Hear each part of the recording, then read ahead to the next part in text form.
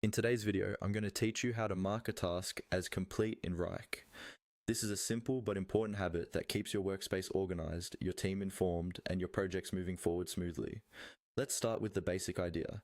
In Wrike, every task has a status that shows where it is in your workflow. Common statuses might be things like new, in progress, on hold, or complete.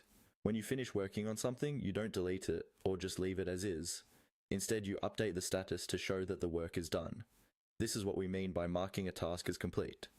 First, open Wrike and navigate to the task you want to update.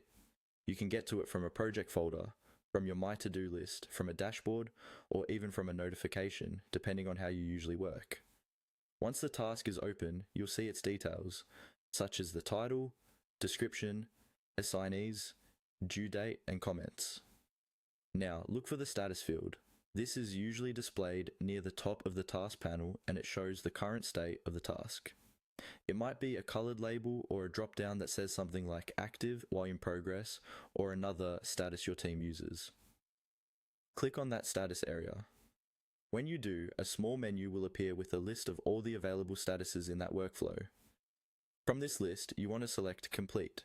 Depending on how your workspace is configured, it might also be labeled as Done, Closed, or another term that clearly indicates the task is finished, but in most standard setups you'll see Complete. Go ahead and choose that option. As soon as you select Complete, Wrike will update the task status.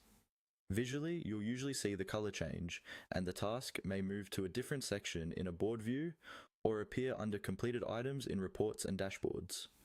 This lets your teammates know that no more work is needed on this item, and it helps keep your own list of active tasks focused on what still requires attention.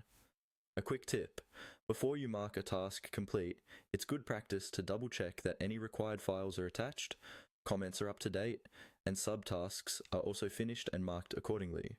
This keeps your project history clean and makes it easy to review what was done later. And that's all there is to it.